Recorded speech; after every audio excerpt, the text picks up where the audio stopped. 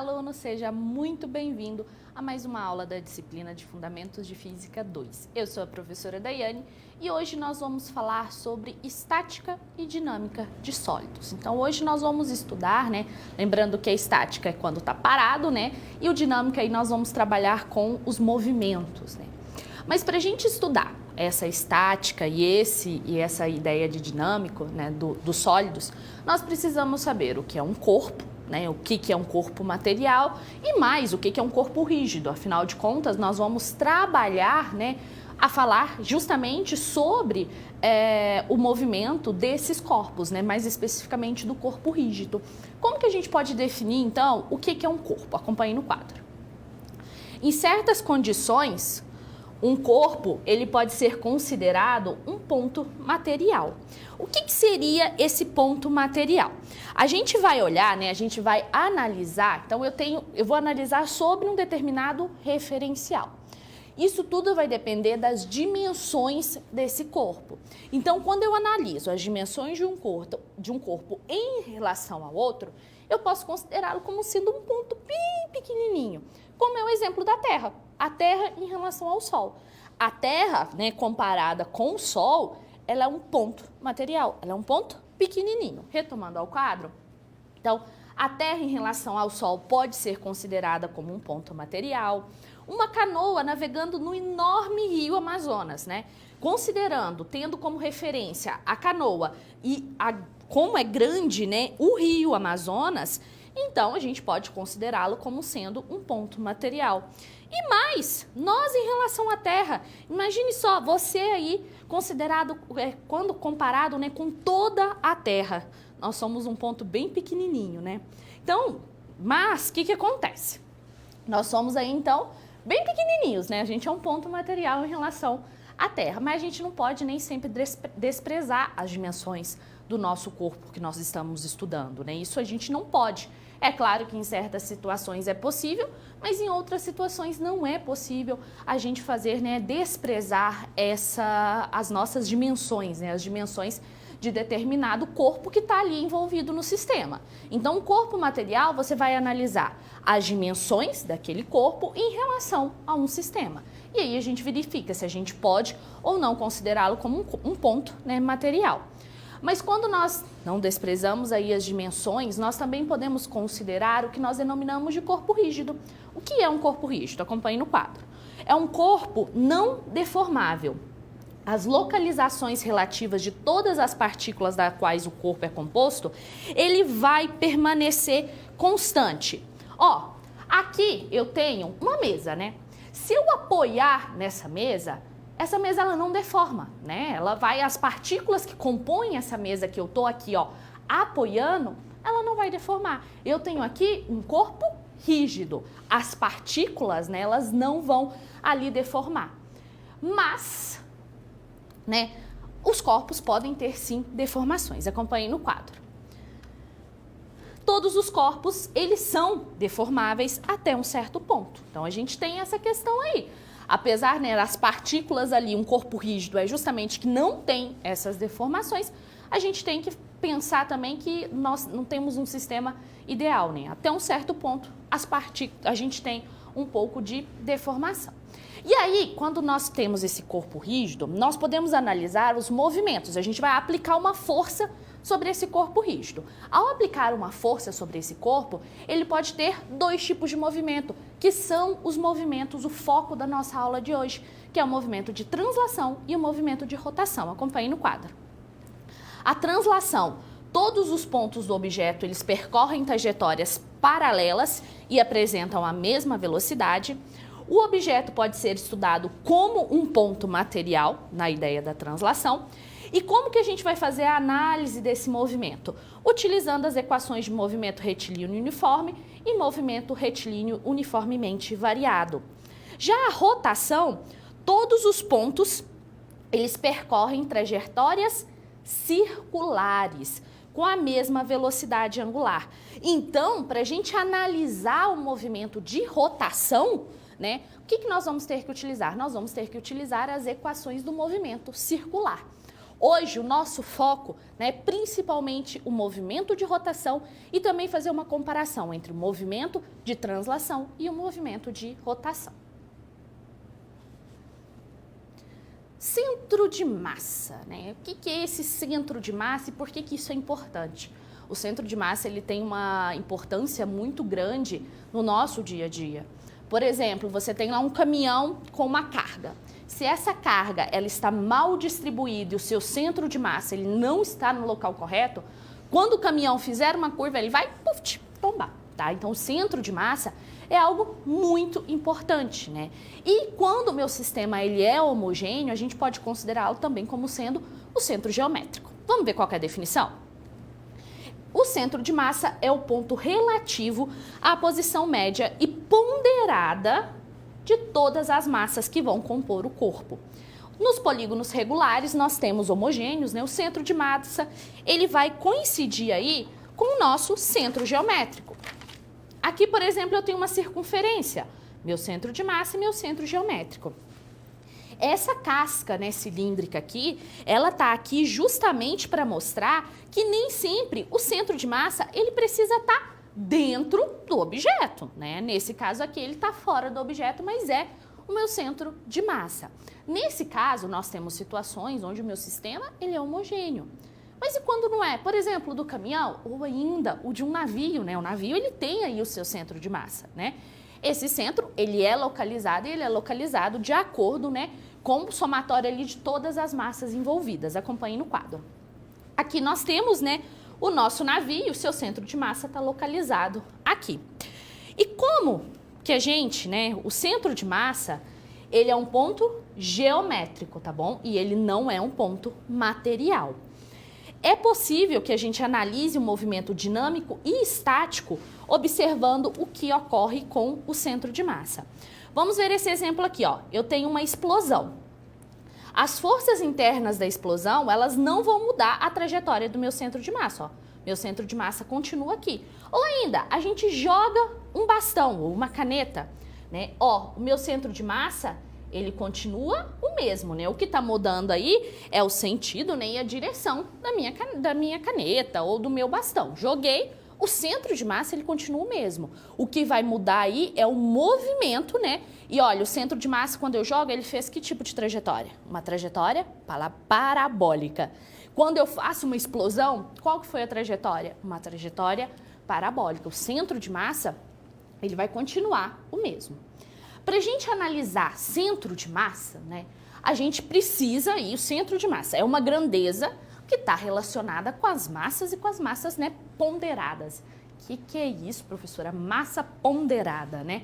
É mais ou menos algo, né, que a gente vai fazer uma média ponderada das massas, né? Essa aqui é a ideia.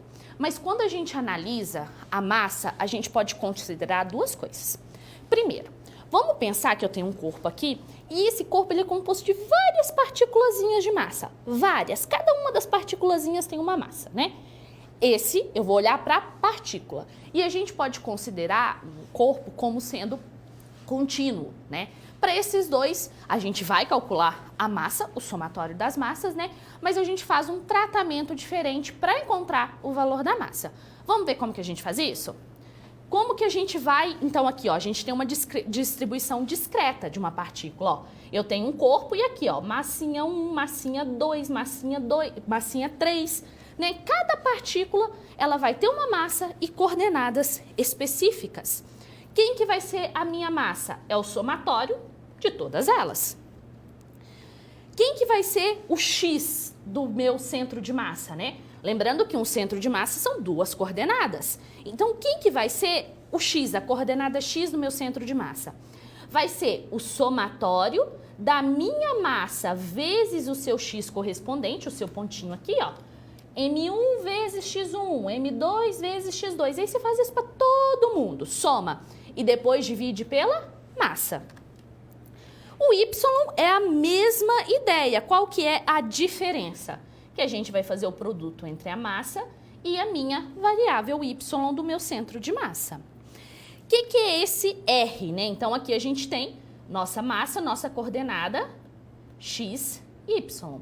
Mas eu também posso dar como sendo uma coordenada V vetorial. A gente pode fazer também essa ideia.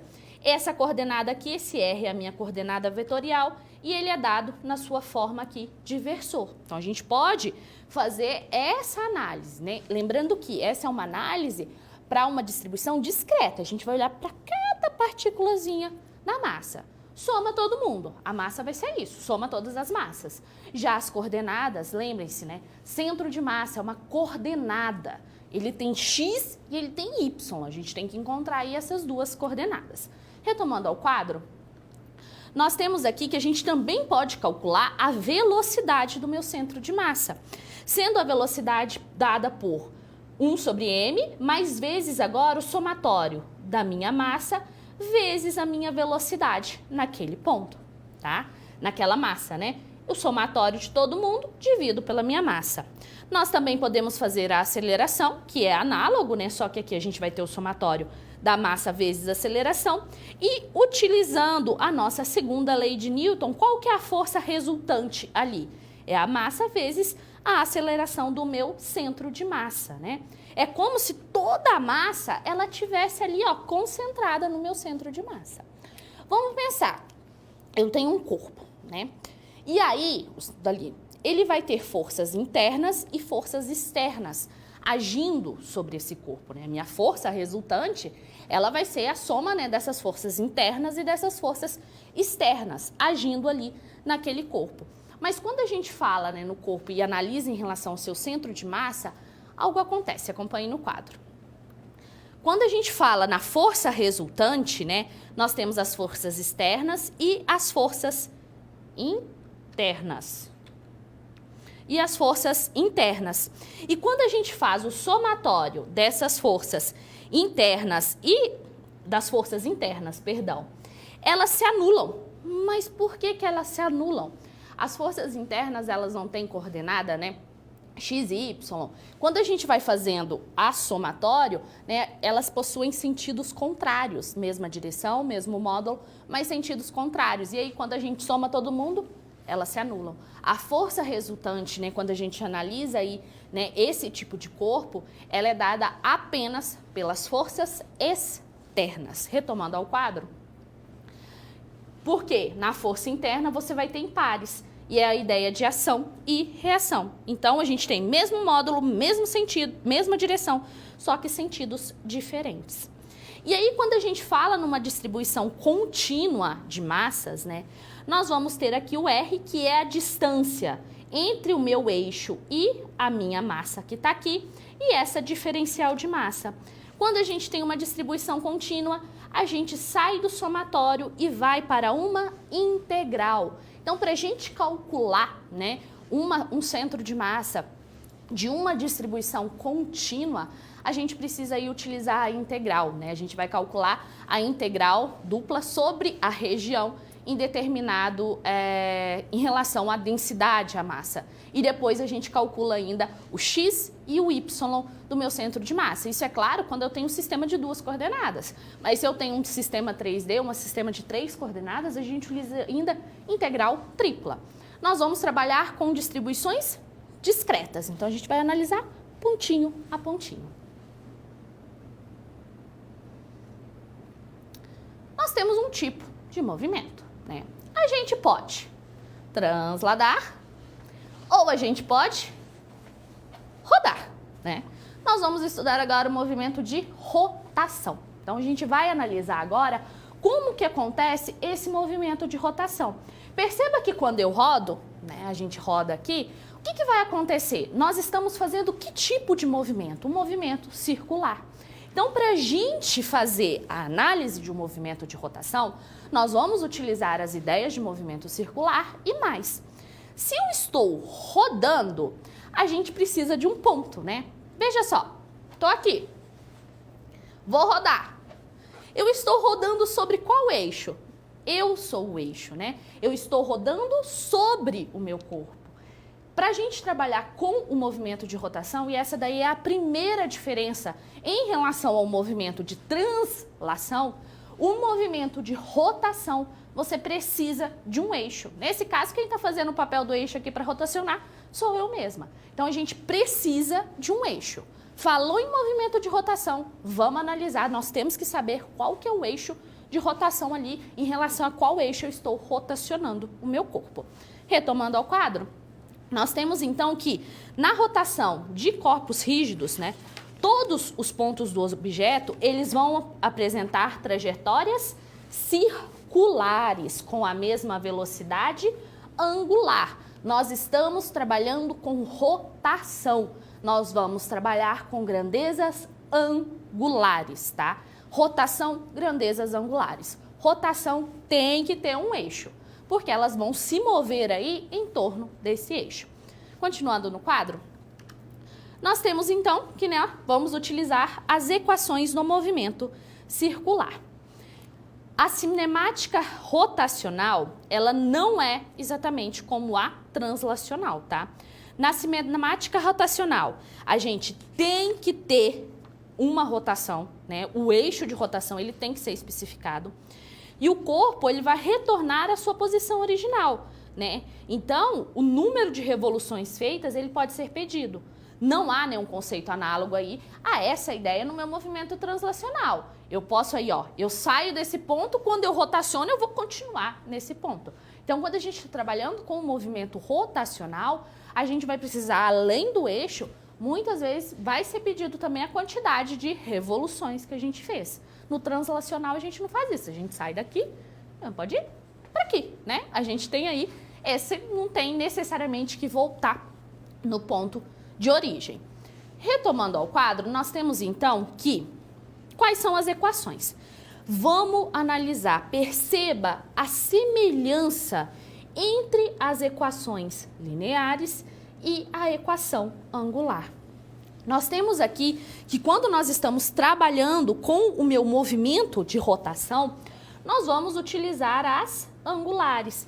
Elas são muito parecidas. Veja só, velocidade é igual à velocidade inicial mais a aceleração vezes o tempo. Mas a velocidade angular é igual à velocidade angular inicial mais a aceleração angular vezes o tempo. Professor, você não copiou errado, não? Copiei, não. As equações, elas são, sim, parecidas, né? Elas são. A ideia, o conceito é o mesmo por trás delas. O que vai mudar? A nossa grandeza? Então, para você saber se você vai utilizar grandeza linear ou grandeza angular, você precisa analisar o seu movimento. As grandezas, né, o conceito por trás ali dos movimentos, ele vai ser o mesmo. Mas o que vai mudar é o tipo de grandeza que nós estamos trabalhando. Então, entender muito bem conceito de velocidade, conceito de aceleração, conceito de deslocamento. Por quê? Porque isso vai valer tanto para o linear quanto para o angular. O que está mudando? O tipo de grandeza que eu estou trabalhando. O conceito, ele permanece. A alteração vai ser só o tipo de grandeza. Quando a gente fala, então, no movimento rotacional, o que precisa ter? Falou em movimento rotacional, o que você vai precisar saber que tem ali? Acompanhe no quadro. Nós vamos necessitar do eixo de rotação, de uma reta de referência. Esse daqui, ó, a gente tem um corpo, esse daqui é o meu eixo de rotação, tá? Essa reta de referência, ela vai girar com o corpo e ela é perpendicular ao meu eixo de rotação. Ela pode ser usada, por exemplo, para medir a rotação de um corpo em relação a uma direção fixa. Vamos ver um exemplo de como que a gente faz essa análise? Ó, um motor gira seu rotor com uma aceleração angular constante alfa igual a 0,35 radianos por segundo ao quadrado. No instante t igual a 0 segundos, o motor ele tem uma velocidade angular de menos 4,6 radianos por segundo. Considere a posição angular inicial da reta de referência no rotor como sendo 0 radianos. Nós queremos saber em que instante a reta de referência está na posição angular e nós também devemos descrever a rotação do motor, né, no instante que foi calculado aí no item anterior. O que nós temos? Nós temos lá um rotor, está no movimento de rotação, né, está fazendo um movimento de rotação ali. A gente tem a velocidade angular inicial, a gente tem também a aceleração e mais, a aceleração ela é constante. A partir disso a gente consegue determinar, né, quando é o tempo para que o meu ângulo, né, para que o meu deslocamento ele seja o dado. Acompanhe no quadro como nós vamos fazer. Nós temos aqui que a aceleração ela é constante e aqui eu coloquei movimento retilíneo uniforme variado. Uniformemente variado, mas professora, nós estamos trabalhando com movimento circular, né? Gente, é só para vocês lembrarem que as equações elas são as mesmas, o que vai mudar é as grandezas.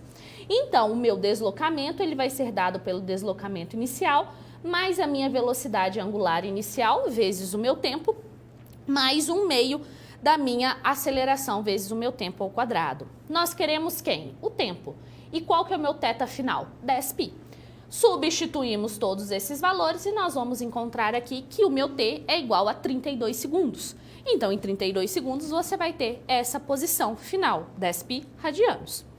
Como que é o movimento? Inicialmente, a velocidade angular ela é negativa. Por quê? Porque o motor ele está girando, né? Como ela é negativa, perdão, o motor ele está girando no sentido horário. A aceleração angular ela é positiva, então ele está girando no sentido anti-horário. Pense, eu tenho lá a velocidade girando no sentido horário e a aceleração no sentido anti-horário. O que está acontecendo? Está desacelerando. Um está no sentido, o outro está no outro sentido. Isso vai desacelerando até parar. Retomando ao quadro, então ele vai girando cada vez mais devagar até parar. Em seguida, o motor ele vai passar a girar no sentido positivo. Por que isso? Por causa do rotor, né? A gente tem um rotor ali fazendo o movimento, né? No sentido positivo, que é o anti-horário, tal como a aceleração angular. Isso vai implicar que o fato de que em t igual a 32 segundos, a reta, então, de referência, ela vai estar em uma orientação positiva. Vamos analisar movimento de rotação. Precisamos ter um eixo, não podemos esquecer do eixo de rotação, né?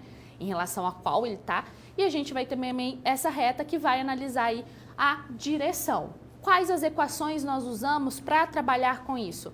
Para analisar esse movimento? As equações que nós já estamos acostumados. A diferença é que nós vamos trabalhar com grandezas diferentes. Grandezas angulares. Momento de inércia. A massa, né, ela está relacionada aí ao centro, né, um centro ali, um ponto ali de um ponto de equilíbrio, né, dependendo. Mas o momento de inércia, ele está relacionado à minha rotação, né, à minha rotação. E lembre-se, eu estou rotacionando, a gente está rotacionando em torno de um eixo X, né, de um eixo. Aqui no meu caso eu estou rotacionando, se eu rotacionar, eu vou rotacionar em torno do eixo Z. E eu quero que você pense uma coisa. Sabe aqueles patinadores lá do gelo que ficam patinando lá, fazendo aquelas patinações?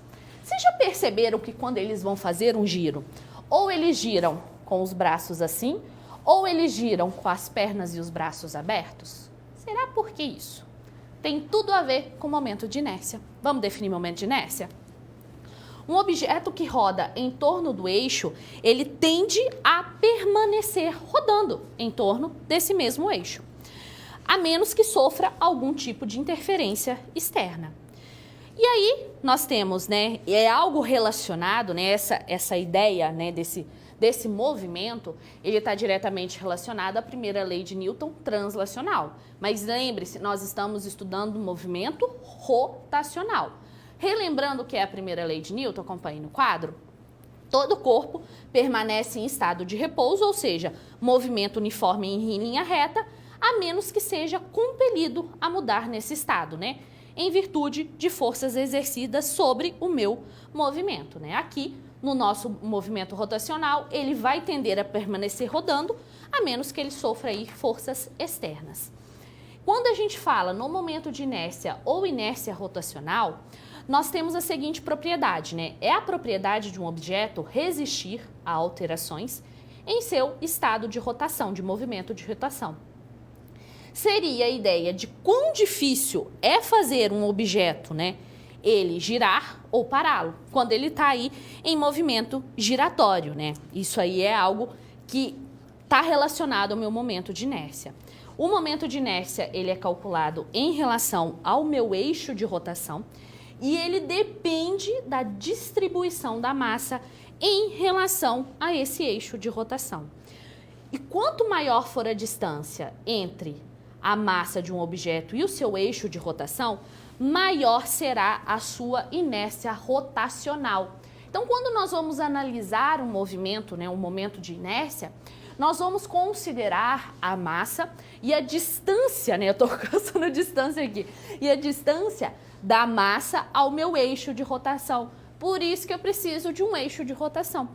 E essa ideia, né, quando a gente está lá, o patinador, ele está lá assim, meu eixo de rotação está aqui, ó, no meio, né? A minha massa está bem próxima do meu eixo de rotação, né? Está distribuída próxima ao eixo de rotação. Quando o patinador, ele abre a mão e abre as pernas, o que vai acontecer? O meu eixo continua aqui, mas a minha distribuição da massa, ela se afasta do meu eixo de rotação. E aí a gente tem um aumento no momento de inércia. Vamos ver no quadro o exemplo do patinador, né? Que a professora aqui fez ao vivo. Quando os braços e pernas estão próximas, o momento de inércia é pequeno. Então, o que acontece? Ele tem uma velocidade angular maior.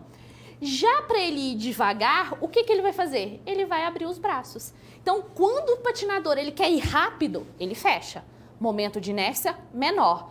O meu eixo, a distribuição, ela tá aqui, né? Tá distribuído, a distância entre meu eixo e a minha massa é menor. E aí ele girou na velocidade que ele quer diminuir. Então ele abre os braços e abre as pernas. Por quê? Ele vai diminuir, ele vai aumentar o seu momento de inércia e aí ele vai parando. Então, se eu tenho momento de inércia pequeno, velocidade angular maior. Momento de inércia maior, velocidade angular menor. É essa aqui a ideia. Retomando ao quadro, a massa e o momento de inércia, né? A massa é uma propriedade inerente de um corpo, tá?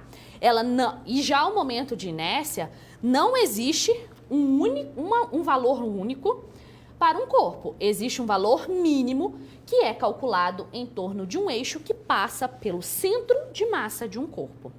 E para calcularmos, quando nós temos uma partícula, como que a gente vai calcular o nosso centro, o nosso momento de inércia? É a massa vezes esse R. Quem que é esse R? É a minha distância entre o meu eixo de rotação e o meu centro de massa.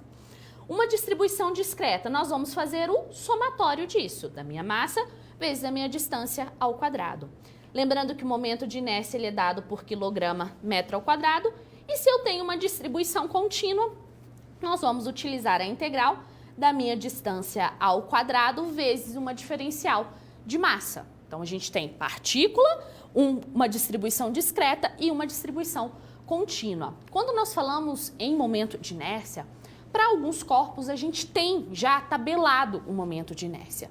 Então, se você se deparar, por exemplo, com um exercício que tem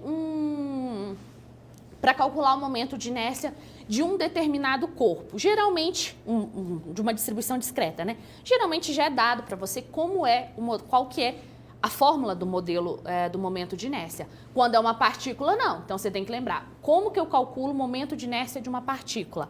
É a massa vezes a minha distância ao quadrado. Vamos ver quais são os sólidos que são os corpos rígidos, né? Que são tabelados. Lembrando, esses corpos rígidos, eles são homogêneos. Então, ó, a gente tem uma barra fixa com a rotação aqui em torno do centro, uma barra fixa com a rotação numa extremidade, o momento de inércia é dado por isso. Aqui, M, que é M? A massa, que é L? Comprimento.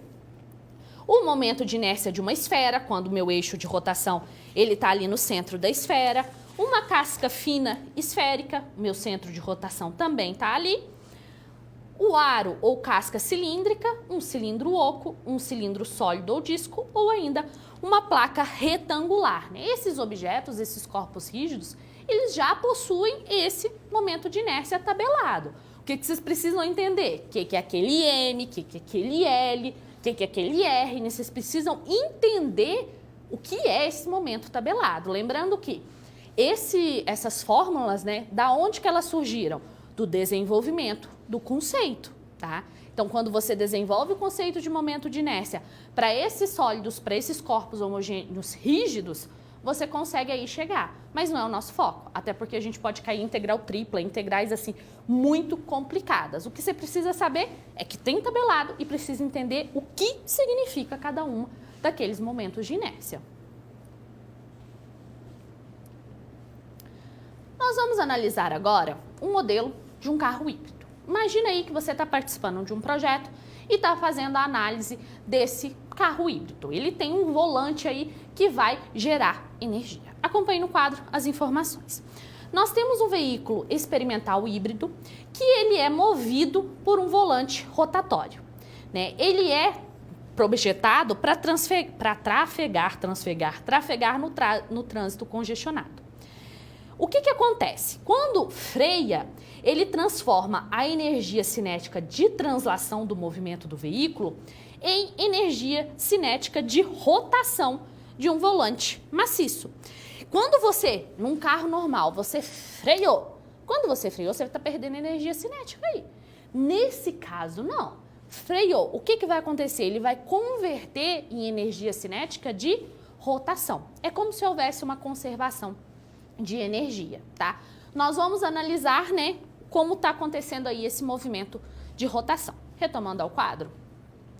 Quando o carro volta a rodar, o que acontece? A energia transformada é transformada de novo em cinética de translação do carro. Então, a gente tem aí um movimento, né, uma conservação de energia. No dia em que o projeto foi testado, o carro ele ficou sem combustível a 15 km do ponto de chegada, com o volante girando em sua rotação máxima.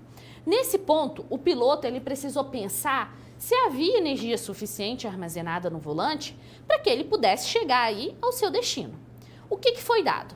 Foi dada a massa do volante, foi dada a geometria do cilindro do seu volante, que é representada aqui, ó, é um cilindro oco de raio R1 25 centímetros e de raio R2 40 centímetros. Falou-se também que a velocidade angular atingida era 30.000 revoluções por minuto, a distância para chegar ao destino 15 km e a taxa de dissipação da energia era 10 kW com rapidez de 40 km por hora. Será que a energia cinética armazenada no volante rotatório é suficiente para que o piloto ele chegue aí ao seu destino? Então é isso que nós vamos analisar, né? Nós vamos verificar se a energia, né, produzida ali pelo volante, ela vai ser suficiente para que a armazenada, né, ela foi produzida ali, para que seja, para que ele consiga aí terminar o seu caminho. Para isso nós vamos ter que analisar esse movimento rotacional do meu volante. Acompanhe no quadro. Primeiro, nós vamos estudar, né, o momento de inércia.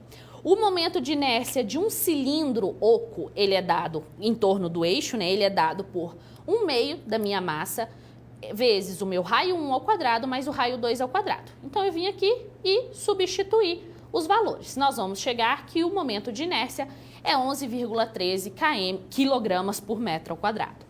Podemos descobrir qual é a nossa velocidade angular. A velocidade angular, ela é dada por 2π vezes a minha frequência. A nossa frequência foi dada em 30.000 revoluções por minuto. Nós temos que transformar para 30 radianos por segundo, né? Então, a gente tem que ir fazer a nossa transformação, tá? Então, transformando, nós vamos ter que a velocidade angular é 3.141,6 radianos por segundo. Vamos calcular a energia cinética, né, que é a energia ali produzida naquele volante. A energia cinética translacional, ela é dada por 1/2 de m vezes a velocidade ao quadrado, mas quando nós estamos trabalhando com a velocidade aí rotacional, a energia cinética, perdão, rotacional, nós vamos ter que é 1/2 vezes o meu momento de inércia vezes a minha velocidade angular ao quadrado. 1/2, o meu momento de inércia a gente já encontrou, a velocidade também, e aqui faltou um m, tá? É 54,9 megajoule. Essa é a energia armazenada no volante. como que vai ser dada a energia dissipada, né? Ela vai ser dada, a energia dissipada vai ser igual à minha energia, a potência dissipada, vezes o meu ΔT. Quem é esse ΔT? A gente tem que lembrar que V é igual a ΔS sobre ΔT. Então, a gente faz essa substituição. A potência dissipada foi de 1000... Deixa eu só me retornar aqui. A potência dissipada, ela foi de 10 kW, mas a gente tem que fazer transformação para Joule. E aqui nós temos o nosso espaço e também a nossa velocidade. Lembrando que vai ser em metros e aqui vai ser em metros por segundo. Ao fazermos as contas, nós vamos ter aí 13,5 megajoule. Cuidado com as unidades de medida. A gente trabalha com as unidades do sistema internacional, tá? Se você não faz as transformações, você vai chegar em um resultado equivocado. Fazendo a comparação, o que a gente sabe? Que vai ter sim energia suficiente, né, para que ele volte. Acompanhe no quadro. Então, a gente tem que a energia armazenada é de 54,9 megajoules, é maior do que a energia que será dissipada. Então, o piloto ele tem sim lá energia para terminar o seu caminho e ainda vai sobrar energia. Veja que nós fizemos a análise do movimento, né, rotacional. Então, a gente utilizou as nossas grandezas angulares. Não se esqueçam de fazer corretamente as transformações. Nós trabalhamos com o Sistema Internacional de Medida. Então, quando necessário, você tem, né, que fazer essa transformação para as unidades de medida. Nós estamos falando sobre movimento rotacional. Vamos analisar, então, uma roda girando? Uma roda gira com uma aceleração angular constante de 3, radianos por segundo ao quadrado. Se a velocidade angular da roda é de 2 radianos por segundo em T0, T0 igual a 0, por qual deslocamento angular a roda gira em 2 segundos? E ainda, qual que é a velocidade angular da rota em T igual a 2 segundos? Eu vou dar um tempinho para você pensar sobre e já já eu volto.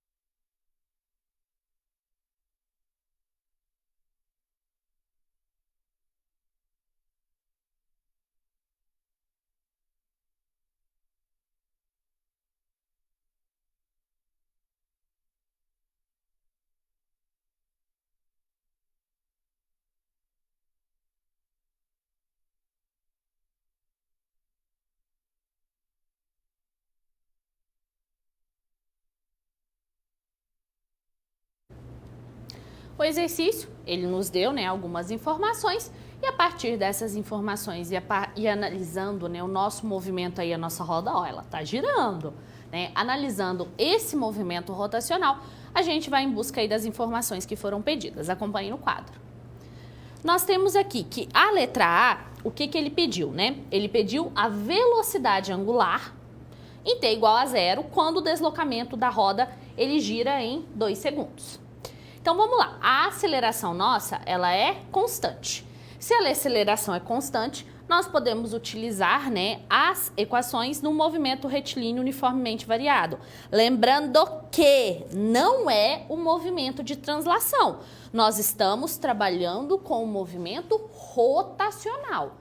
A equação é a mesma, a diferença são as grandezas. Não estamos falando com movimento translacional, não. Movimento rotacional. Então, utilizando essa equação, né, para as nossas grandezas angulares, nós temos que o θ é igual a θ0 mais ômega 0 vezes t, mais 1/2 da minha aceleração vezes t. Lembrando que isso aqui é grandeza angular, tá? Nós temos o ômega, o nosso alfa, é tudo grandeza angular.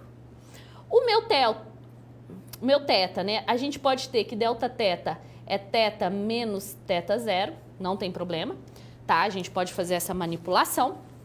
Vamos lá, a velocidade angular inicial foi dada, é 2. O meu tempo foi dado, é 2. O meu 1/2, né? A minha aceleração foi dada, que é 5, e o meu tempo ao quadrado. Nós vamos chegar, então, que a posição final, né? Que é a minha posição final, o meu deslocamento angular final é de 11 radianos. Na letra B, ele pediu para a gente calcular a velocidade angular da rota. A velocidade angular é dada pela velocidade angular inicial mais a minha aceleração angular vezes o meu tempo.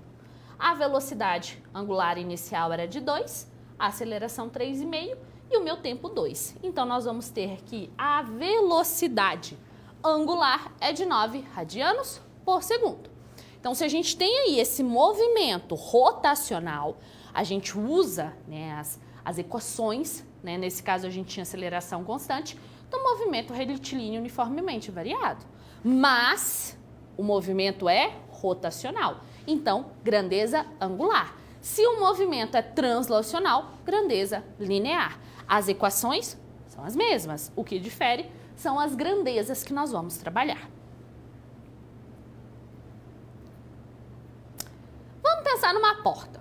Pensa aí numa porta. Pensa aqui na porta, a porta tá aqui, né? Eu estou fazendo a porta e aqui está meu eixo. Se eu quero mover essa porta, a gente geralmente aplica uma força sobre o quê? Sobre a maçaneta, né? Que ela vai mais fácil. Mas se eu aplico uma força, né? Se eu faço e empurro essa porta em um outro ponto, é mais difícil da gente fazer esse movimento, né? A porta está aqui, ela tem esse movimento rotacional, né? Vai abrir e vai fechar. Na maçaneta fica mais fácil, mas outro ponto fica mais difícil de eu abrir a porta. Por que isso, né? O que está agindo ali? É um tipo de grandeza, né, que nós temos ali. Então, nós temos algo agindo sobre essa porta, que está relacionado ao meu momento de inércia, que está relacionado aí ao meu movimento rotacional. Vamos ver que grandeza é essa? Né? A gente já falou sobre momento de inércia, aceleração angular, falta falar, né, quando a gente fala na rotação, do torque e do momento angular. O torque, né, antes da gente falar do torque, quando a gente tem a rotação e a translação, quando a força aplicada em um corpo rígido, ela pode causar tanto o movimento de translação como o de rotação. A força é que faz o objeto acelerar em cinética linear. Já o torque é o que vai fazer o objeto adquirir aceleração angular, sendo capaz então de fazer ele girar sobre o seu eixo. Essa que é a ideia, né? A força, ela está relacionada ao meu movimento, à minha aceleração linear, e o torque é ele que vai ser o responsável por fazer com que o meu corpo ele gire aí pelo objeto, né? Ele tenha aceleração para que ele faça o seu movimento rotacional. E quando a gente abre a porta, né, a gente tem ali um torque, né, sobre aquela porta. Por quê? É justamente o torque que vai estar relacionado, né, à aceleração. Para quê? Para que a porta ela faça o seu movimento. Retomando ao quadro, o torque, né, como que a gente vai calcular o torque então? O torque aqui, gente, ele é dado por essa letra grega que chama tau. Nós temos aqui uma força, né, que ela é perpendicular, ela vai formar aqui um ângulo com esse ponto. Esse é o ponto que eu estou aplicando aí a minha força. Ela forma um ângulo θ com a distância entre a minha origem do meu eixo e esse ponto, né, que eu estou aplicando a força. Esse ângulo θ. Como que vai ser dado então, né, o meu torque?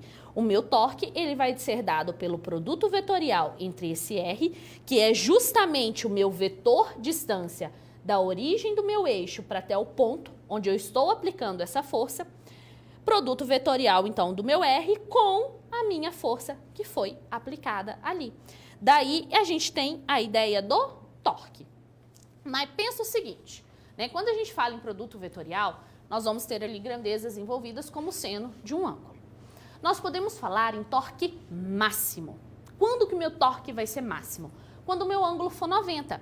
E aí, a força que eu estou aplicando, né, num determinado ponto, ela tem que ser perpendicular a esse ponto.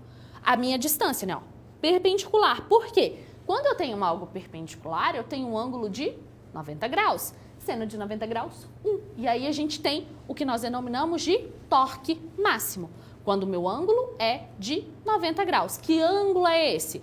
É o ângulo formado entre meu vetor distância, né, que é o R, distância entre o meu eixo de rotação e o ponto que eu estou aplicando a força, com a minha força. Retomando ao quadro, nós temos aqui, então, que o torque máximo, ele vai ser dado pelo esse vetor D, que agora a gente vai chamar de distância, sobre essa distância, né, vezes a minha força que está sendo aplicada. Quando a gente tem esse ângulo de 90, nós denominamos essa distância aqui, né, de braço da alavanca, de alavanca. O torque, então, é dado pelo meu produto vetorial entre o meu vetor R e a minha força. E o meu torque, né, máximo, ele pode ser, o módulo do meu torque é dado por R, que é a distância, vezes o F, seno do meu ângulo. Quando o nosso ângulo é 90, a gente tem aí o máximo. O torque, ele é dado pela unidade de medida newtons por metro.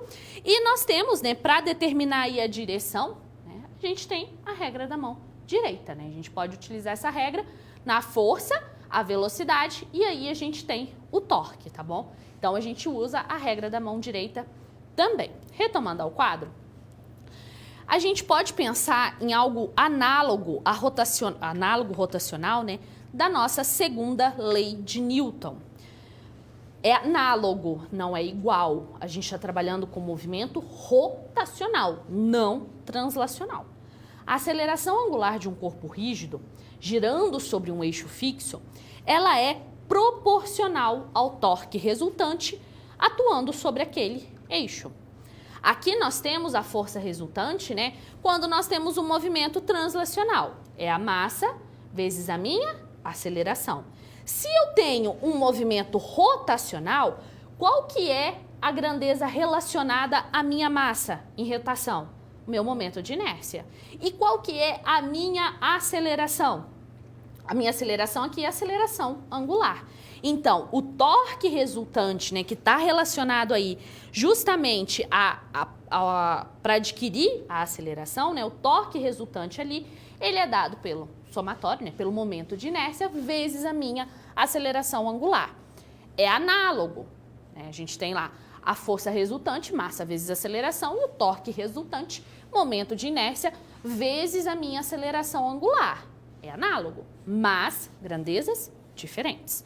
Vamos ver um exemplo de como que a gente pode trabalhar com essa ideia do torque? Uma barra uniforme de comprimento 2 metros e massa 0,5 quilos, ela é presa em uma extremidade de um pivô. Então aqui a gente tem a massa, aqui a gente tem o pivô. Sem atrito, e ela está livre para girar num eixo que passa pelo centro. Então ela está aqui e ela vai girar, né?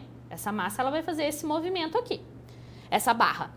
A gente quer saber a aceleração angular. Ó, foi dado qual é o momento de inércia da minha barra, né? Essa barra aí, ela tem um momento de inércia tabelado. Então, eu já tenho um momento de inércia. O que está acontecendo? Aquela barra, qual que é a força que está naquela barra? A massa vezes a aceleração da gravidade, né? Que a barra está assim, ela vai vir assim. Massa vezes a aceleração da gravidade. Com isso, a gente consegue aí calcular o que foi pedido, né? Que é justamente a aceleração angular. O que nós temos?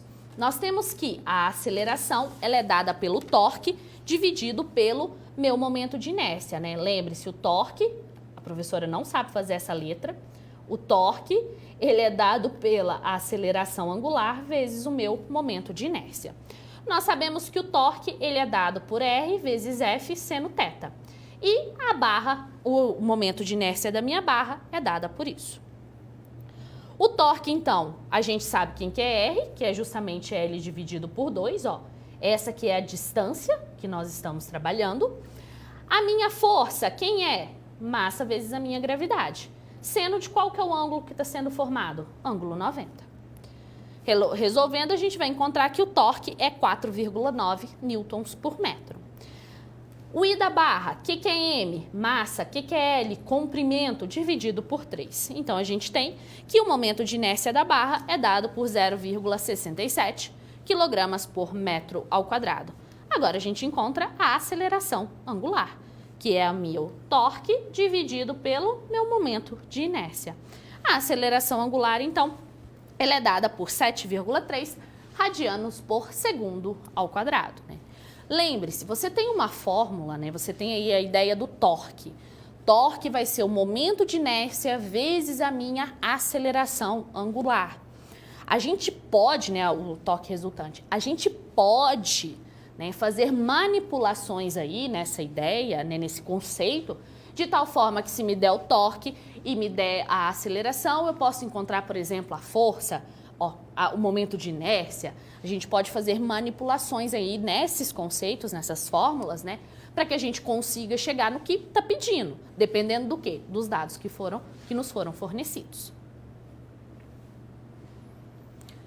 Quando nós falamos em movimento rotacional, a gente vai analisar o quê? A gente pode analisar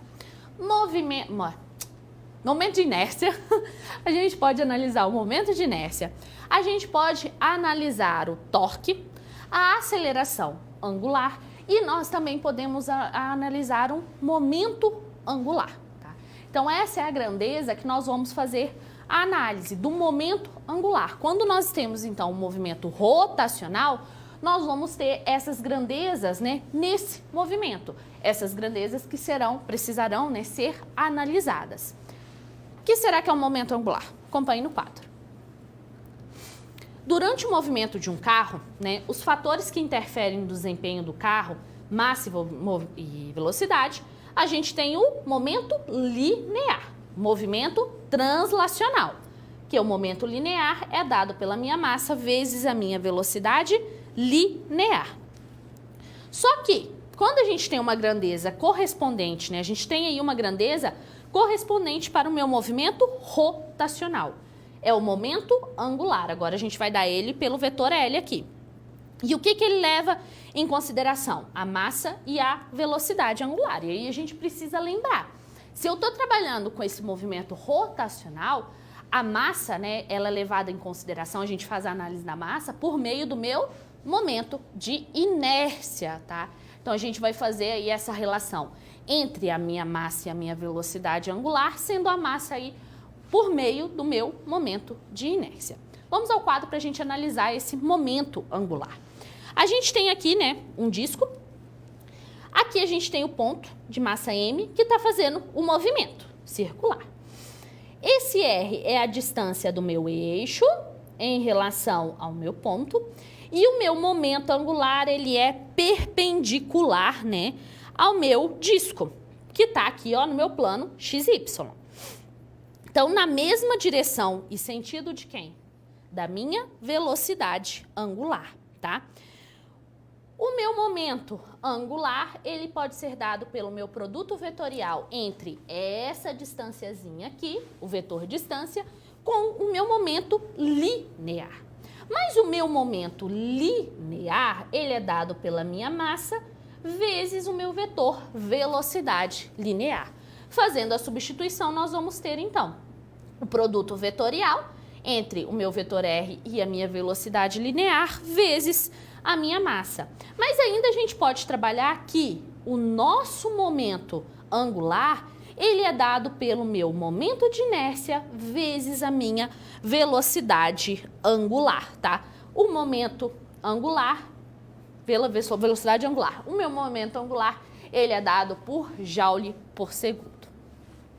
Assim como no momento linear, a gente consegue aí trabalhar com a segunda lei de Newton, aqui também, né? A gente consegue algo análogo. Por quê? Vai mudar o quê? As nossas grandezas. Vamos ao quadro, então. Nós temos que a força resultante no momento linear, ela vai ser dada pela derivada, né, do meu momento linear em relação ao tempo. Algo análogo, nós temos que o meu torque resultante, ele vai ser dado pela minha derivação do meu momento angular em relação ao meu tempo. É essa que é a ideia. Nós podemos ter também um fenômeno, né, que é a conservação em relação ao meu momento angular. Para que a gente tenha essa conservação em relação ao momento angular, nós precisamos de algumas características. Acompanhe no quadro. O momento angular total de um sistema, ele é constante, tanto em módulo quanto em direção. Se o torque externo resultante que age sobre o sistema for zero, ou seja, se o sistema for o que nós denominamos de sistema isolado. Eu tenho a conservação do momento quando o meu torque resultante externo é zero. Disso nós temos que o meu momento angular ele é constante e o meu momento angular, perdão, gente, e o meu momento angular inicial é igual ao meu momento angular final. Quando a gente fala no patinador, que tá lá, né, ou patina aqui de bracinho fechado, ou patina de bracinho aberto, com as pernas abertas também, né, nós temos ali o momento de inércia, né, agindo ali sobre aquele corpo. Nós sabemos que se ele tá com os bracinhos fechados, né, o nosso momento de inércia, ele é menor, portanto, a minha velocidade é maior, por isso que ele consegue girar rapidinho. Agora, se ele tá com os bracinhos abertos, ele vai conseguir diminuir esse giro, porque o seu momento de inércia é maior. E qual que é a relação disso com o momento angular, né? Tem alguma relação. Ó, quando os braços e pernas, eles estão próximos do corpo, o momento de inércia do patinador é pequeno e a sua velocidade angular é grande. Já que para ele agir devagar, então ele vai fazer, né, ele vai mover os braços e pernas para o quê? Aumentar o seu momento de inércia. E aí, o que que acontece? Mesmo ele tá girando rapidinho, o momento de inércia, a velocidade angular é rápida. E o momento de inércia, quando ele está com os braços abertos, velocidade angular é pequena. E o momento? O momento angular é o mesmo. Eles são iguais para esses dois movimentos. Retomando ao quadro, então nós temos que o momento angular, ele é igual, ele vai ser dado por L e vezes a minha velocidade angular. Quando nós temos um modelo de sistema isolado, nós temos que a conservação de energia, né, a variação de energia é igual a zero. Se não houver transferência de energia através da fronteira do sistema, a minha variação do meu momento linear é zero, se a força externa resultante sobre o sistema for zero, e a minha variação do meu momento angular vai ser zero se a gente não tiver torque externo resultante sobre o sistema. Vamos ver o seguinte exemplo. Eu tenho uma criança de 25 quilos em um playground. Ela corre com uma rapidez inicial de 2,5 metros por segundo em uma trajetória tangente à borda de um carrossel, cujo raio é igual a 2 metros. O carrossel, inicialmente em repouso, tem um momento de inércia de 500 kg por metro ao quadrado. A criança pula na borda do carrossel e se segura firme. A gente quer saber qual é a velocidade angular final do conjunto criança mais carrossel. Então pensa lá, você tem o carrossel, né? Ele tá lá. E aí a criança vai correndo e pula no carrossel. Pulou, o carrossel vai girar. Quando ela pula no carrossel, o torque externo ele é zero. Então a gente tem aí a conservação de torque, a gente tem um sistema isolado. Então quer dizer que o meu movimento angular ele é zero, né? O momento angular. O meu momento angular inicial é igual ao meu momento angular final. Por quê? A criança pulou. Quando ela pula na roda e a roda continua, né? Isso quer dizer que o meu torque externo é zero, tá? Diante disso, a gente vai fazer a análise, então. A gente vai descobrir qual que é a velocidade angular. Então, a gente tem que o momento angular inicial é o módulo do produto vetorial da minha massa da criança, a distância da criança vezes a velocidade inicial. Resolvendo, nós vamos ter que o meu momento angular inicial, ele vai ser dado por R vezes a massa da criança vezes a velocidade da criança. Nós sabemos que o nosso momento angular final, ele vai ser o momento de inércia do sistema e o momento angular, a minha velocidade angular final. O momento de inércia do sistema, ele é calculado pelo momento de inércia da criança e o momento de inércia do carrossel. O momento de inércia da criança, a gente vai analisá-lo como sendo uma partícula Lembre-se que é a massa vezes o raio, que é a minha distância, ao quadrado. O do carrossel foi dado.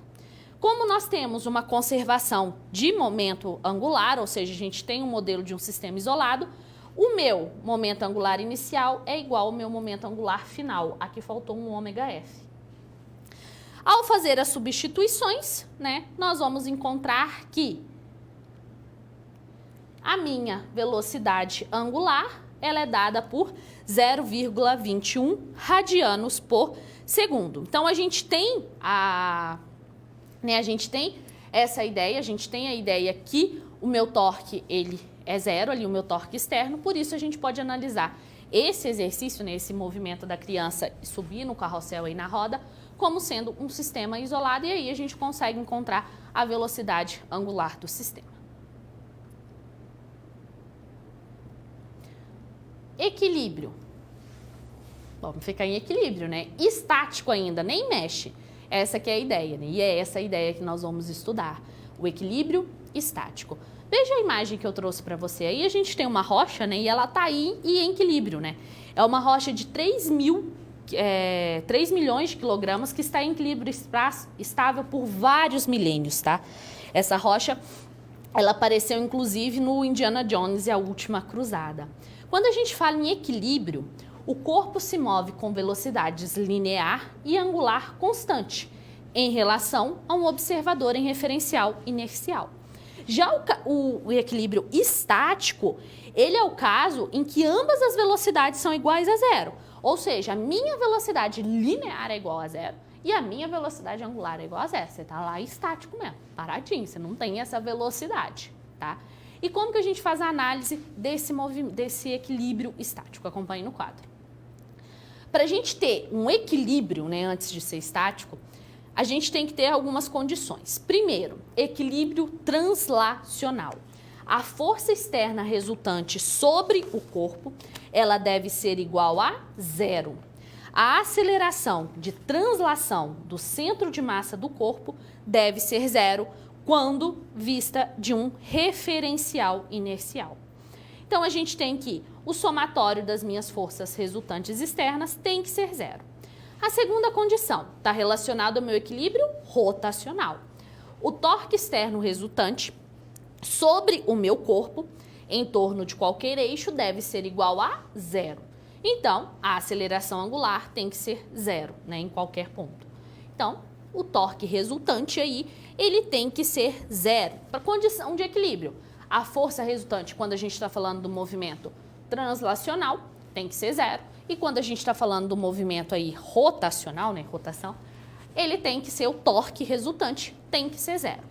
E como que a gente fala que o corpo ele está em equilíbrio estático? Acompanhe no quadro. O corpo em equilíbrio, ele está em repouso em relação ao observador e não tem velocidade translacional nem angular. Ou seja, a velocidade em relação ao meu centro de massa, e a gente vai analisar o centro de massa, é igual a zero. A minha velocidade angular é igual a zero, tá? É essa que é a ideia. Ele tá aí, ó, paradinho. Vamos pensar num parque, né? Você foi lá num parque e tem aquelas gangorras, né? E se a gangorra tá assim, ó, paradinha, né? A gente tem aí o equilíbrio estático e a gente pode analisar esse movimento de equilíbrio. Esse movimento não, né? Porque não tem movimento, mas esse equilíbrio nessa gangorra, né? Que a gente dá uma força e vai, até que ela fica em equilíbrio estático. Não tem velocidade linear, não tem velocidade angular. Ela tá ali, ó, paradinha. Vamos ver um exemplo fazendo essa análise. Uma gangorra, que consiste em uma tábua uniforme de massa M e comprimento L, suporta em repouso um pai e uma filha de massa MP e MF, respectivamente. O apoio, ele está sobre o centro de gravidade da tábua. Então, a gente está aqui, ó. O apoio está aqui. A gente tem a normal e a gente tem aqui a força, né? Massa vezes a minha aceleração da gravidade. O pai está a uma distância D do centro e a filha a L sobre 2 do centro. A gente quer determinar o módulo da força N exercida pelo apoio. A força N, ela vai ser dada pelo meu somatório das minhas forças em relação ao eixo Y. Como eu estou em equilíbrio estático, o somatório das minhas forças em relação ao eixo Y tem que ser igual a zero. Quais são as minhas forças que estão no eixo Y? Nós temos a normal, que está no sentido, a massa, a minha força em relação ao pai, que é a massa do pai vezes a gravidade, a massa da filha vezes a gravidade e a massa, né, da tábua vezes a gravidade, elas estão em sentido contrário. Então, a gente tem aqui menos, isso tem que ser igual a zero, tá? Fazendo uma simplificação, colocando em evidência, nós vamos ter que o vetor n ele é dado dessa forma. A gente tem que determinar onde o pai deveria sentar para equilibrar o sistema em repouso. Para ter repouso, o meu torque em relação ao eixo Z, ele tem que ser aí igual a zero. O que isso quer dizer? Que o torque do pai tem que ser igual ao torque da filha, né? O torque do pai é dado pela minha força vezes a minha distância, o meu R, né, que está aqui a distância, e o torque da filha, a minha força, que é MF vezes G, vezes a distância. Então, uma menos o outro tem que ser igual a zero. Fazendo as manipulações, nós vamos ter aí essa relação. O eixo de rotação é perpendicular aí. Então, a gente pode determinar, né, essas informações, né, quando a gente tem aí um equilíbrio estático, o torque resultante é zero, né? E o somatório das minhas forças tem que ser zero. É um equilíbrio estático. Tá lá, ó, em repouso e paradinho, tá? Quando a gente vai fazer, então, essa análise, a gente tem que considerar essas informações. Quando nós falamos em equilíbrio, nós temos aí duas condições, né? A gente tem que olhar tanto para o equilíbrio rotacional quanto para o meu equilíbrio translacional. Então, para a gente fazer a análise desse equilíbrio, né, nós vamos pensar numa pessoa que está lá presa em uma plataforma. Sabe quando aquelas pessoas que fazem limpeza de edifícios e tudo mais? Eles têm aí uma plataforma, né, que está presa e eles ficam ali. Então, a gente vai analisar, né, esse equilíbrio da pessoa em cima da plataforma, né, e a plataforma. Algo nesse sentido. Acompanhe no quadro. Para realizar trabalhos em altura, uma empresa ela utiliza um equipamento que é dotado de uma coluna C com uma plataforma AB. A plataforma ela é presa aqui, ó, nesse ponto A, através, né, de uma corda aí PC. Então, a gente tem aqui. A plataforma possui uma massa de 200 quilos e 2 metros de extensão. Um trabalhador M, de massa 90 quilos, ele está aí operando sobre a plataforma, né, na plataforma, a 50 centímetros do meu ponto A. Esse ponto A, né, ele tá aqui, ó, fixo aqui na minha coluna, ele tem uma reação sobre esse ponto A. Então, eu tenho uma reação aqui, ó, sobre o meu ponto A. A minha corda, ela também tem uma tensão, né? A gente tem uma corda presa, então eu também tenho a tensão. Para a gente analisar, né, para verificar, né, para analisar esse ponto de equilíbrio que nós temos, nós primeiro vamos precisar fazer o diagrama de corpo livre. Acompanhe no quadro. Então, o primeiro, né, quais são as perguntas que nós vamos responder, né? Para o equilíbrio estático da plataforma na situação apresentada, qual deve ser a intensidade de tração no cabo? O que deve acontecer com a componente horizontal da tração? Quais são as forças responsáveis por anular os pesos da plataforma e do trabalhador? Quais as forças apresentam torque em relação ao ponto A? Então, vamos lá. Diagrama de corpo livre. Nós temos aqui o nosso ponto A, né? O nosso B e a nossa pessoinha aqui, ó. A pessoinha tá aqui, é o nosso M. Nós temos o peso da pessoa, né? A gente tem o peso da plataforma. A gente tem aqui, no ponto A, a gente tem uma reação, onde a gente decompõe em AX e AY. Nós temos aqui a tensão, que também tem suas componentes TY e TX. Além disso, a gente tem as distâncias, né? A distância aí entre a pessoa e o meu ponto a distância entre até o meu meio da minha plataforma e a distância AB. E a gente tem aqui também o torque, né? A gente tem em relação aqui o torque agindo sobre esse sistema. O que nós sabemos? Está em equilíbrio. Se está em equilíbrio, O meu somatório das minhas forças, tanto em relação ao eixo X quanto em relação ao eixo Y, tem que ser 0. E o somatório do meu torque tem que ser 0. Para isso, nós vamos precisar fazer a análise desse diagrama. Primeiro, quais são as forças que estão em X? AX, que está num sentido, e TX, que está em outro sentido. Então, AX menos TX tem que ser igual a 0. Em Y, vamos lá. Y, AY e TY. Então, AY mais TY. E depois a gente tem o PM e o P da plataforma, ele está em sentido contrário. Então, menos, isso tem que ser igual a 0.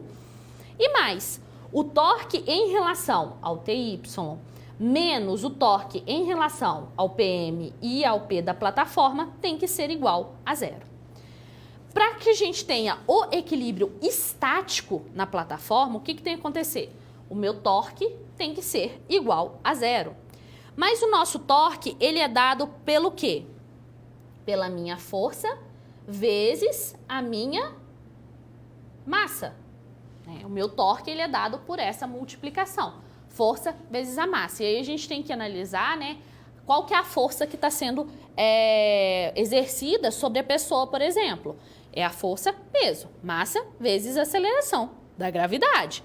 O da plataforma também é a força, peso, massa vezes aceleração da gravidade. A gente vai descobrir justamente qual que é a força da tração. Retomando ao quadro. Então, a gente tem que a minha distância aqui é 2 vezes TY. A minha massa é 0. A minha distância, gente, não é massa. A professora tá doida, é distância que é dado o torque. O meu torque, a minha distância é 0,5 do ponto A até a pessoa. 90 é o peso da pessoa, a massa, perdão, e 9,8 a aceleração da gravidade. Aqui é 1 a distância, 200 é a massa da placa, né, da plataforma, e 9,8 a aceleração da gravidade. Com isso, a gente tem que a tração em relação ao eixo Y tem que ser de 1.200,5 newtons. A gente também pode encontrar a tração no eixo Y como sendo T vezes o meu seno. Então, eu posso encontrar a tração resultante como sendo 2.401 newtons. B, o que deve acontecer para a componente horizontal da tração? A minha componente horizontal, ela vai ser dada por Tx, é a minha tração, vezes o cosseno de 30. A gente tem um ângulo aqui de 30, né? Entre a minha tração e a minha componente x. A gente já tem T, multiplica pelo cosseno, nós vamos encontrar aí esse valor para minha tração em relação à componente horizontal. Quais as forças são responsáveis por anular os pesos? Nós já vimos, né? Que meu AY vezes a minha tração em relação a Y e a minha força-peso da pessoa e a força-peso da plataforma. E por fim, quais as forças apresentam o torque em relação ao ponto A? O meu ponto A é o torque em relação a X, né? O ponto A é igual ao torque, a tração em relação a X. Então, a gente tem esse valor e em relação a Y, nós temos que descobrir, ó, é a força-peso da minha massa, da minha pessoa, a força-peso da plataforma, menos o meu TY. Todos esses valores a gente já descobriu, então essa que é o meu torque aí, a minha força, né, em relação a esse ponto A. Veja que as informações, né, foram dadas aí. O que é necessário? Fazer corretamente o diagrama de corpo livre para que você consiga analisar aí quais são, né, o sentido das forças. E lembrar, se está em equilíbrio, então, a somatório da minha força resultante tem que ser 0, né? O somatório de todas as forças tem que ser 0, e o somatório dos meus torques tem que ser 0, porque está em equilíbrio estático, então está paradinho, não tem aí um movimento. O objetivo dessa atividade é que a gente faça uma análise em relação ao equilíbrio estático. Acompanhe no quadro. Considere o corpo sujeito a duas forças de módulos iguais. Escolha a afirmação que está correta. Então, a gente tem essas 4 afirmações. A gente tem aqui um corpo, a gente tem uma força nesse sentido e uma força nesse sentido. Aqui o centro de massa, o módulo, né, das forças, eles são iguais. Qual das alternativas a gente pode falar aí que tem uma afirmação correta? Eu vou dar um tempinho e já eu volto.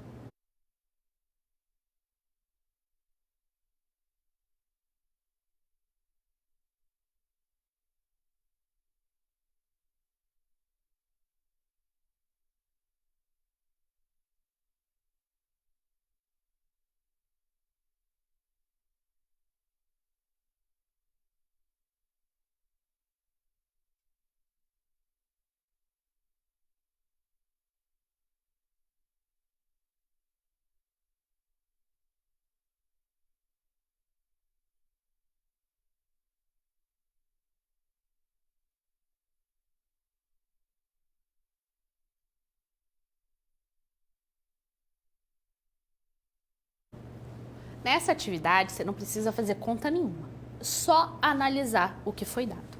E lembrar, se eu tenho equilíbrio, o que tem que acontecer? Né? O somatório da minha força resultante tem que ser zero, tudo zero, e o meu torque também zero. Então, a gente vai precisar analisar isso nessa imagem. Acompanhe no quadro para a gente fazer a análise. Ó, eu tenho duas forças que têm módulo igual, então ela tem módulo e direção igual, mas ela tem sentidos contrários. O que isso vai acontecer? Vai dar que a minha força resultante é zero. Então, o meu corpo, ele está em equilíbrio de força, só que ele não está em equilíbrio de torque. Por quê? A minha força, ela vai causar um movimento para cá. A minha força vai causar um movimento aqui, vai causar um movimento rotacional. Logo, né, a gente tem torque porque vai ter rotação. Então, você vai conseguir rotacionar. Então, esse corpo, dessa forma, ele tem equilíbrio em relação à força, mas ele não tem equilíbrio em relação ao torque. Por quê? Porque tem rotação. Então, ele não tem aí o equilíbrio em relação ao torque. Essa a alternativa correta, então, vamos ver aqui só, a alternativa correta é a letra. O corpo está em equilíbrio, mas não está em equilíbrio de torque, que é a alternativa A, tá? Toma muito cuidado aqui, ó, torque e força. E com isso a gente vai aí chegando ao final, né, da nossa aula.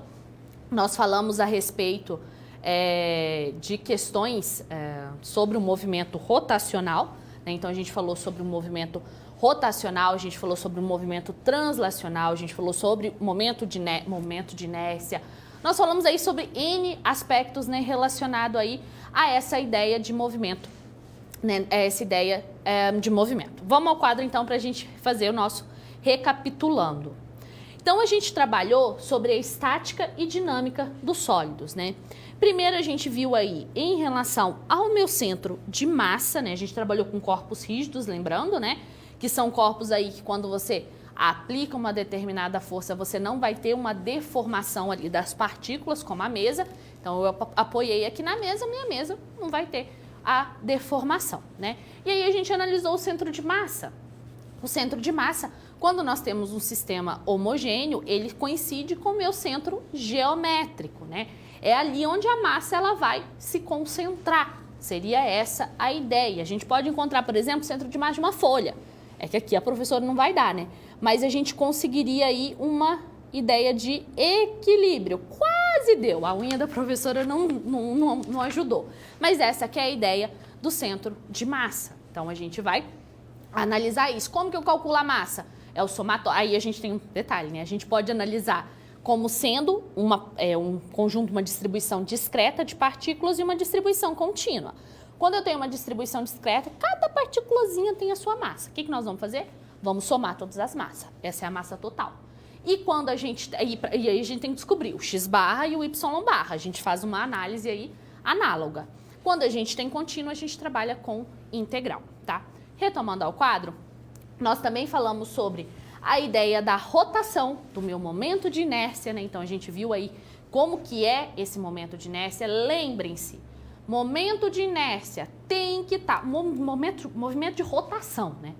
Tem que ter um eixo. A gente vai analisar um movimento de rotação sobre um eixo. O eixo tem que ser falado.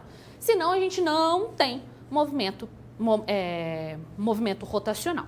Retomando ao quadro, além disso, o torque aqui, né, quando a gente está trabalhando com relação, a gente tem a rotação, a gente tem a grandeza do torque, que ele está relacionado aí a aceleração angular. Quando a gente fala no linear, a gente tem a velocidade linear. E nós vimos também sobre o equilíbrio aí, quando nós temos tanto um equilíbrio rotacional, quanto um equilíbrio translacional, e mais, eu posso falar num equilíbrio estático, né? Onde eu tenho o somatório das minhas forças é igual a zero e o somatório do meu torque é igual a zero. Quando nós vamos analisar o movimento rotacional, nós utilizamos, né, essas equações, as equações na sua grandeza angular. Lembre-se, são iguais, né? As equações que a gente vai utilizar para trabalhar com a rotação, elas são iguais. O que varia? Varia a grandeza que eu estou trabalhando. Então, a gente tem que ficar bem atento a qual tipo de grandeza que a gente está trabalhando. Com isso, a gente finaliza a nossa aula de hoje, né? Até a nossa próxima aula. Tchau, tchau!